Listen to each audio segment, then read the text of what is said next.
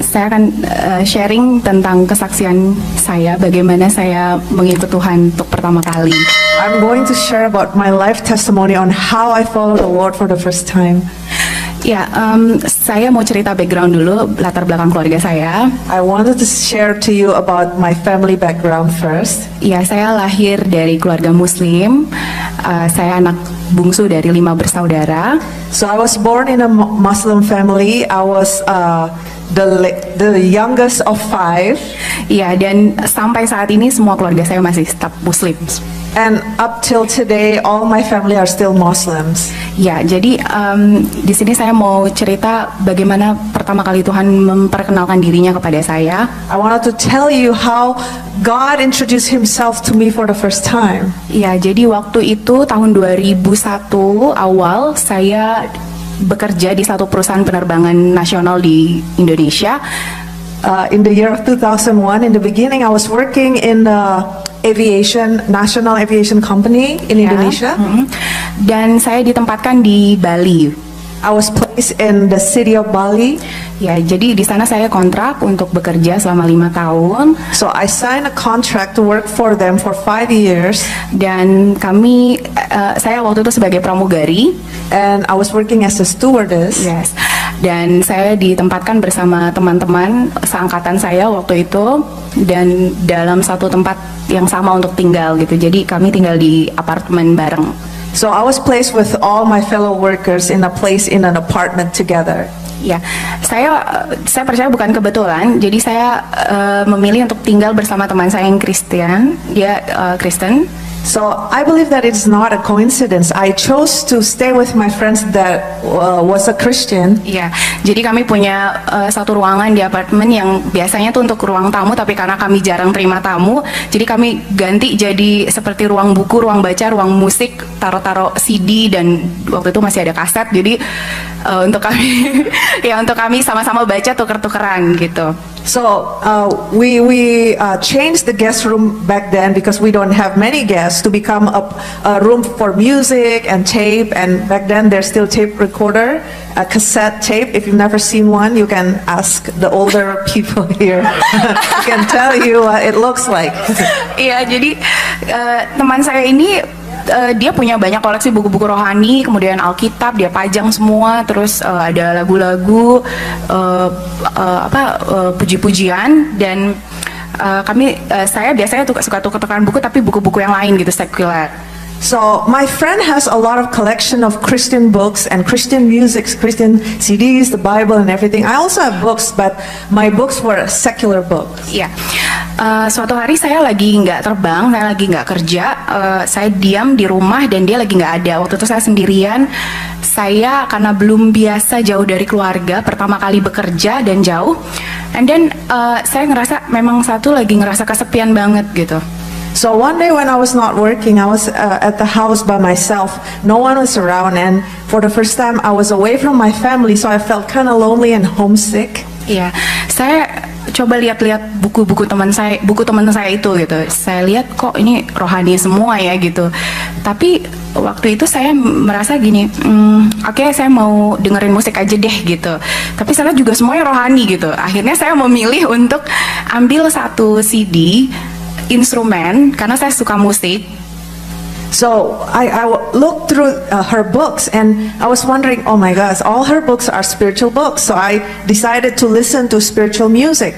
So, but all the music were also spiritual music. So I pick a CD that is instrumental CDs because I love music. Ya, jadi di situ saya pilih instrumen piano dari Joseph S. Jafar. Dia musisi rohani. Saya waktu itu nggak tahu dia sama sekali, nggak tahu lagu-lagu apa. Tapi saya digerakkan Tuhan untuk ambil itu dan saya dengerin di kamar dan di mobil. So I pick a CD as a piano CD by Joseph Jafar, and which is a Christian musician. I didn't know who he was before, but I was moved by God back then to take that CD and listen to it. Ya, jadi saat itu saya udah mulai suka. Entah kenapa saya merasa ini kok musik bikin damai sejahtera yang nggak pernah saya rasakan sebelumnya. Saya waktu itu belum ngerti kata damai sejahtera, sukacita, tapi saya ngerasa beda. So I began to feel something different. Back then I didn't know what peace was, but as I listened to the music, I felt peace, and I didn't know what joy was, but there was something different about the music that pulled me in. Ya, sampai akhirnya saya mulai lagi untuk saya digerakkan untuk mengambil Alkitab yang ada di lemarinya dia. Saya awalnya untuk tahu aja gitu, ini nih kayak apa sih cerita di Alkitab tentang Adam dan Hawa atau nabi-nabi yang lain yang selama ini saya tahu dari kecil. So I began to take the Bible. At first it's because of the curiosity. I wanted to know about the story that I heard when I was younger about Adam and Eve, Moses, and all that story. Iya, jadi saya mulai buka dari Kejadian. Saya lihat cerita tentang awal mula dunia dijadikan oleh Allah gitu, dan saya kaget.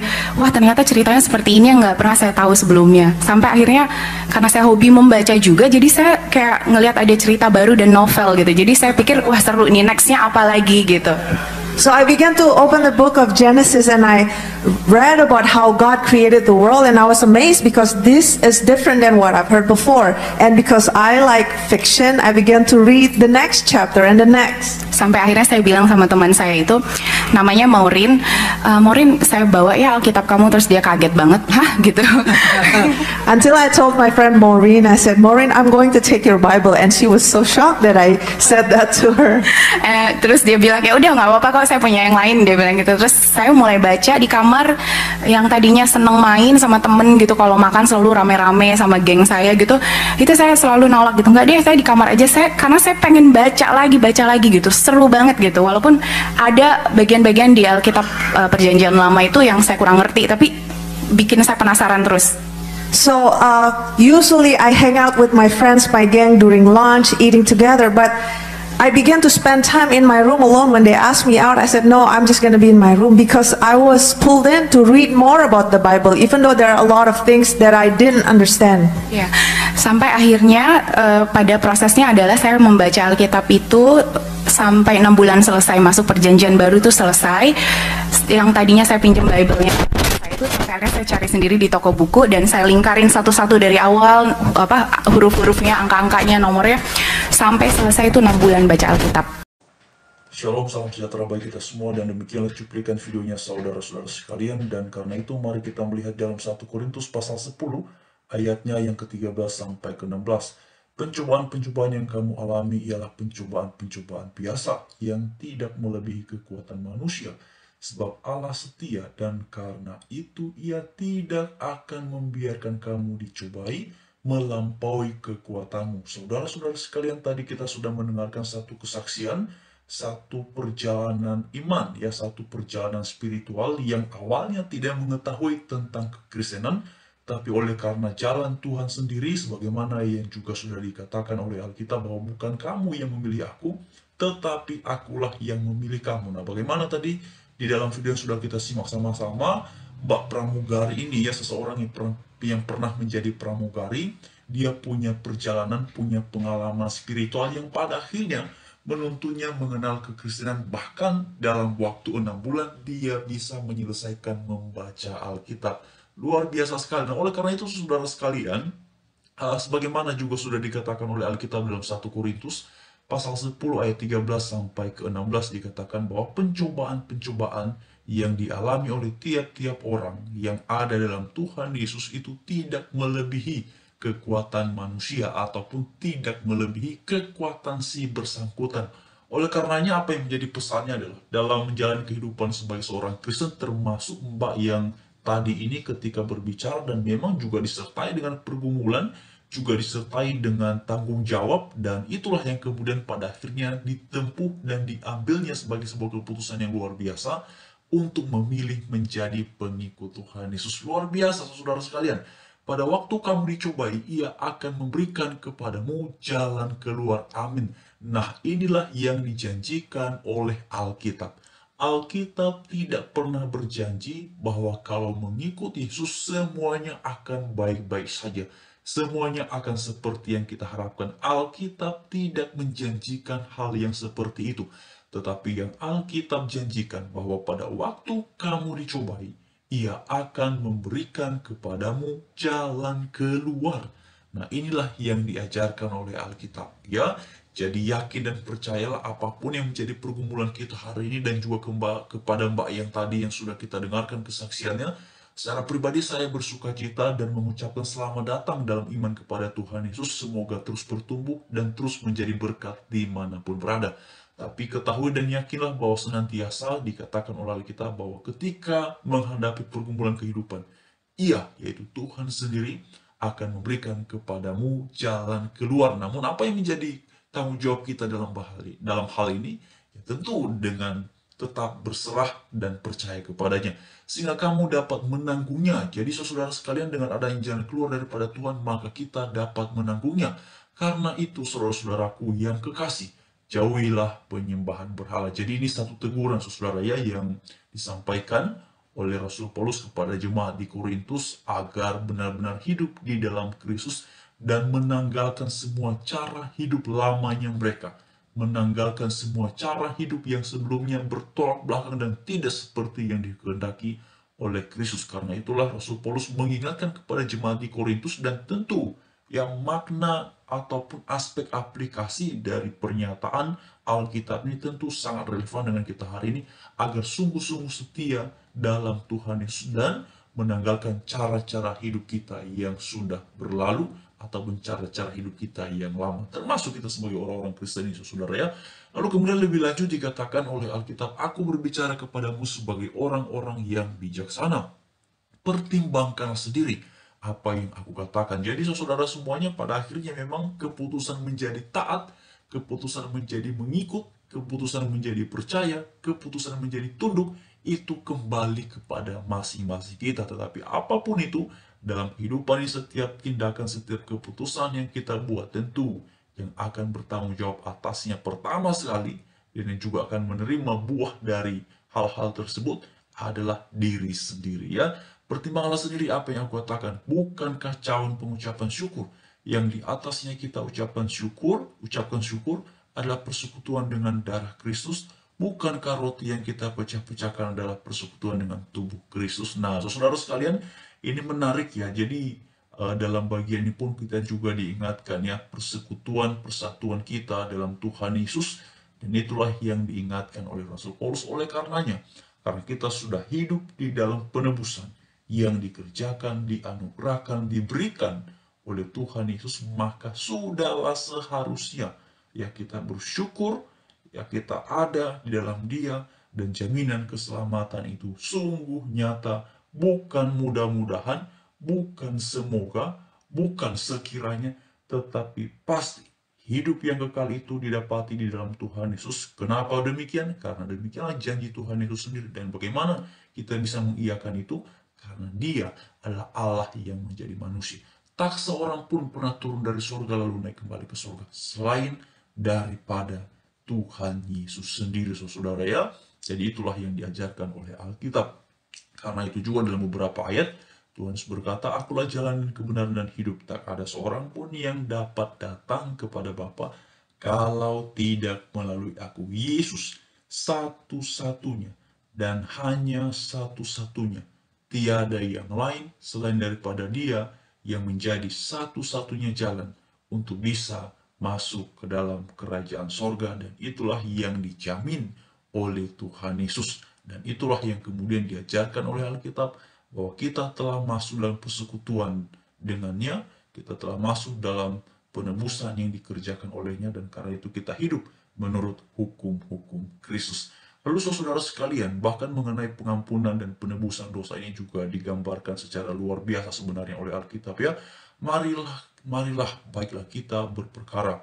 Firman Tuhan, sekalipun dosamu merah seperti kirmizi, akan menjadi putih seperti salju. Sekalipun berwarna merah seperti ikan kesumba, akan menjadi putih seperti bulu domba. Saudara-saudara sekalian, ya, ini kita mesti pahami dulu secara betul ya mengenai makna ini. Marilah baik kita berperkara. Ini artinya saudara ya bukan membuat masalah ya. Ini terkait dengan ya berupaya mengerjakan, berupaya melakukan hal-hal yang kemudian dikehendaki oleh Tuhan. Karena itu sebenarnya mengenai istilah perkara ini juga muncul ya. Dalam ayat yang lain dikatakan bahwa pikirkanlah perkara-perkara yang di atas ya. Jadi saudara semua, ini bukan berarti mencari masalah dengan orang lainnya. Alkitab memakai istilah pikirkanlah perkara-perkara yang di atas. Jadi yang dimaksudkannya adalah mengutamakan, memikirkan, melakukan hal-hal ya, hal-hal yang lebih dan menyenangkan hati Tuhan, hal-hal yang berorientasi pada apa yang Tuhan mau ya. Jadi bukan kemudian wah ini cari masalah nanti Tuhan ampuni, karena katanya sekalipun dosamu merah seperti kirmisi akan menjadi putih seperti salju. Jadi maknanya tidak seperti itu saudara ya. Ini hanya satu istilah saja, tapi untuk mengertinya makanya kita perlu membaca ayat-ayat yang lain. Jadi situ saudara sekalian digambarkan bahwa keadaan manusia yang bahkan sekalipun dosamu itu merah seperti kirmisi. So, saudara tahu ya, kain kirmizi itu merahnya bukan merah terang, saudara. Itu merah gelap dia ya. Ya, merah gelap, saudara ya. Kalau kain kirmizi itu kain merah apa ya? Merah marun, saudara ya. Itu merah gelap ya. Itu kentara banget merahnya itu sampai nampak gelap ya. Merah itu nampak gelap, saudara ya. Jadi dan dikatakan oleh Alkitab akan menjadi putih seperti salju. Sekalipun berwarna merah seperti kain kesubah akan menjadi putih seperti bulu domba. Nah, itu dia saudara. Lihatlah betapa dahsyat dan luar biasanya Tuhan kita Yesus Kristus. Lalu kemudian juga di dalam 2 Timotius 2 ayat yang ke-13, jika kita tidak setia, dia tetap setia karena dia tidak dapat menyangkal dirinya. Nah, saudara, mari kita perhatikan ayat ini. Ini ayat yang berbicara mengenai integritas yang sangat tinggi ya dari Tuhan, dan kesetiaan Tuhan Yesus itu tidak bergantung kepada kita yang percaya kepadanya. Saudara, ini yang menarik ya, kalau kadang-kala dalam menjalani kehidupan ini ya, kadang-kala kita bisa setia kepada orang lainnya karena orang itu setia kepada kita, tapi ketika dia tidak setia, maka kita pun bisa saja, mungkin saja berpaling. Tapi apa yang dikatakan oleh Alkitab, jika kita tidak setia, dia tetap setia karena dia tidak dapat menyangkal dirinya. Nah, saudara, dia tidak dapat menyangkal dirinya ini bukan berarti wah berarti Tuhan nggak bisa dong ya. Bukan seperti itu saudara ya. Tapi inilah ya, inilah kasih dan keadilan dan integritas yang luar biasa tingginya dari Tuhan kita Yesus Kristus. Jadi inilah ya konsistensinya itu saudara ya. Ini menariknya Alkitab luar biasa sekali ya. Jadi itulah yang kita pelajari saudara sekalian, dan kepada yang tadi yang sudah menjadi percaya kepada Tuhan Yesus, selamat bergabung, bertumbuh senantiasa dalam Tuhan Yesus. Dan Alkitab katakan, jika kita tidak setia, dia tetap setia. Ini bukan berarti kita akan hidup semena-mena, saudara ya, tidak seperti itu maksudnya, tapi ini untuk menunjukkan bahwa Tuhan kita, ya kesetiaannya tidak bergantung pada apa yang kita perbuat. Ya, dan kalaupun misalnya kita tidak setia, maka saudara tentu, ya Tuhan setia, tetapi selalu ada upah, selalu ada akibat dari setiap perbuatan. Terima kasih, Shalom. Tuhan memberkati, menyertai kita semuanya.